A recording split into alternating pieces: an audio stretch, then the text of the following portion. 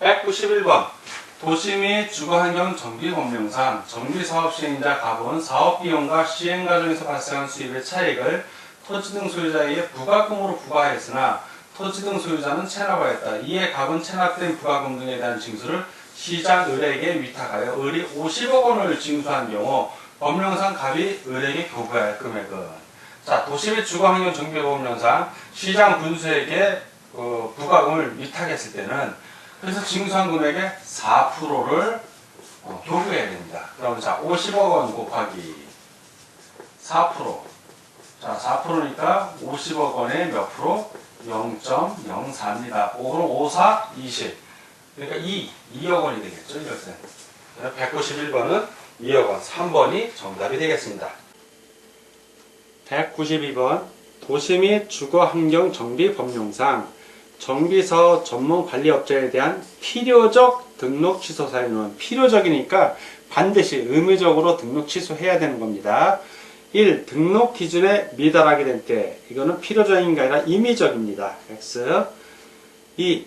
다른 사람에게 자기의 성명을 사용하여 도시 및 주거환경정비법에서 정한 업무를 수행하게 한 때, 이때는 필수적으로, 필요적으로 등록 취소해야 됩니다. 맞고요. 3. 국토교통부 장관에게 업무 감독상의 보고를 허위로 한 때, 이때는 임의적입니다. 임의적 등록 취소 사유고요. X. 4. 고의 또는 과실로 조합에게 계약 금액의 3분의 1 이상의 재산상 손실을 끼친 때, 이때도 임의적 등록 취소 사유입니다. 그래서 X.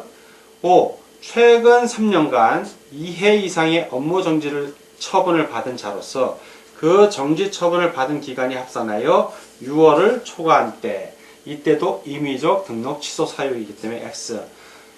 필요적 등록 취소 사유는 딱 하나 2번이므로 192번은 2번이 정답이 되겠습니다. 193번 건축법이 적용되는 대상에 해당하는 건축물은, 자, 그럼 나머지는 다 건축법이 적용되지 않는 건축물일 겁니다.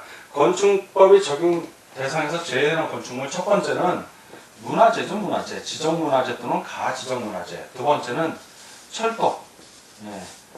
두 번째 철도나 궤도에 선로 부재 있는 걸로서 운전 보안시설, 보행시설, 플랫폼, 그리고 궤도사 운영 시설 같은 게 있습니다. 급수, 급탄시설 같은 거. 그리고 세 번째는 고속도로 통행료 징수 시설입니다. 그리고 마지막 네 번째는 컨테이너를 이용한 간이창고죠. 컨테이너를 이용한 간이창고. 자, 이런 것들 빼고는 다 건축물에 해당이 된다. 따라서 철도 같은 경우에 철도 역사나 전통 사찰 같은 거는 건축법상의 건축물에 해당되는 거 꼭 기억해 주십시오. 전통 사찰, 건축법상의 건축물에 해당이 됩니다. 플랫폼, 자, 이거는 철도나 궤도 선로 부재 있는 시설로서 이거는 해당되지 않는 거고, 고속도로 통행료 징수 시설도 해당 안 되고, 컨테이너를 이용한 간이 창고도 해당 안 되고, 가지적 문화재 역시 안 됩니다. 다 X고 하나만 O. 그래서 193번은 1번이 정답이 되겠습니다. 다음 194번 문제입니다. 194. 건축법상 둘 이상의 필지를 하나의 대지로 보는 경우에 해당하지 않는 것은, 자, 이 경우에는 토지 소유자가 서로 다르거나 소유권 외의 권리에 대한 권리관계가 서로 다른 경우는 제외를 합니다. 자, 하나씩 보겠습니다. 건축법상 각 필지의 지변부여 지역이 달라 토지 합배에 불가능한 경우, 이럴 때는 둘 이상의 필지지만 하나의 대지로 봅니다. 2. 하나의 건축물을 두 필지 이상에 걸쳐서 건축하는 경우, 즉 필지가 이렇게 두 개 있는데 거기에 건축물이 하나 들어섰다는 얘기입니다. 이런 경우도 둘 이상의 필지를 하나의 대지로 봅니다. 3. 도시군 계획시설이 설치되는 일단의 토지 역시 둘 이상의 필지를 하나의 대지로 봅니다. 4. 도시 및 주거환경정비법에 의하여 주택을 건설하는 경우로서 관리처분계획으로 정하는 일단의 토지, 요거는 해당 사항이 없습니다. 이와 비슷한 규정은 주택법에 의해서 사업 승인 계획을 받아 주택과 그 부대시설, 복리시설을 건축하는 경우에, 이 경우의 주택단지는 둘 이상의 필지를 하나의 대지로 보지만 도시 및 주거환경정비법에 따른 것은 해당되지 않습니다. 5. 사용 승인 신청 시까지 하필할 것을 조건으로 건축 허가를 하는 경우 그 하필 대상이 되는 토지, 이 경우도 둘 이상의 필지를 하나의 대지로 봅니다. 다 동그라미고 하나만 X, 해당하지 않는 거 고르는 거는 194번, 4번이 정답이 되겠습니다. 195번. 건축법상의 증축을 올바르게 표현한 것은 1. 건축물을 그 주요 구조부를 해체하지 아니하고 같은 대지의 다른 위치로 옮기는 것. 이것은 이전입니다. 이전. 그러니까 증축이 아니죠. 2. 건축물이 없는 대지에 새로 건축물을 축조하는 것. 이것은 신축입니다. 신축. 증축이 아니라 신축. 그래서 X. 3. 건축물이 천재지변이나 그 밖의 재해로 멸실된 경우에 그 대지의 연면적 합계를 종전규모 이하로 하는 등의 일정 요건을 갖추어 다시 축조하는 것. 이것은 재축입니다. 재축. 천재지변의 재자, 재해의 재. 그 재. 그렇게 암기하시면 됩니다, 여러분. 증축이 아니죠. X. 4. 기존 건축물이 있는 대지에서 건축물의 건축면적, 연면적, 층수 또는 높이를 늘리는 것. 이거 증축입니다. 지금 문제에서 물어보는 게 증축을 올바르게 표현한 것이니까 4번은 똥글뱅이. 5. 기존 건축물의 전부 또는 일부를 철거하고 그 대지의 종전과 동일한 규모의 범위에서 건축물을 다시 축조하는 것. 이것은 개축입니다. 개축. 고쳐서 짓는 거. 그래서 X. 그래서 지금 증축을 찾는 거니까 195번은 4번이 정답이 되겠습니다. 196번. 건축 법령상 증축, 개축 또는 재축에 해당하지 아니한 것으로서 대수선 행위로 볼 수 없는 것은, 저 증축도 아니고 개축도 아니고 재축도 아니고 대수선도 아닌 게 뭐냐, 이 문제입니다. 1번. 내력벽을 벽면적 30제곱미터 이상 변경하는 행위. 자, 이거는 대수선 행위입니다. 대수선 맞고요. 2번. 건축물의 전면부 창문틀을 해체하여 변경한 행위. 자, 창문틀은 주요 구조부가 아니죠. 주요 구조부는 내기, 바보, 지주에서 내력벽, 기둥, 바닥, 보, 지붕틀, 주계란 뭐 이런 겁니다. 주요 구조부가 아니기 때문에 이거는 대수선에 해당하지 않습니다. 3번. 미관지구 안에서 건축물의 담장을 변경하는 행위는 대수선이 맞고요. 4. 건축물을 방화 구역을 위한 바닥 또는 벽을 해체하여 수선하는 행위도 대수선 맞습니다. 5번. 다세대 주택의 세대간 경계벽을 수선하는 행위도 대수선 행위 맞습니다. 다 동글뱅이고 하나만 X. 자, 그래서 볼 수 없는 것은 2번이 되겠습니다. 197번. 건축 행위에 관한 설명 중 맞는 것은 1. 건축 면적 30제곱미터의 부속 건축물이 있는 대지에 세로의 건축 면적 100제곱미터의 주택을 축조한 행위는 증축해야 된다. 중축이 아니라 이건 신축입니다. 신축. 그래서 X. 2. 건축 면적 100제곱미터인 주택을 철거하고 건축 면적 30제곱미터인 주택을 새로이 축조한 행위는 개축에 해당한다. 그렇죠. 개축입니다. 맞습니다. 3. 기존 건축물의 높이를 높인 행위는 대수선에 해당한다. 대수선이 아니라 증축입니다. 이건 증축. 그래서 X. 4.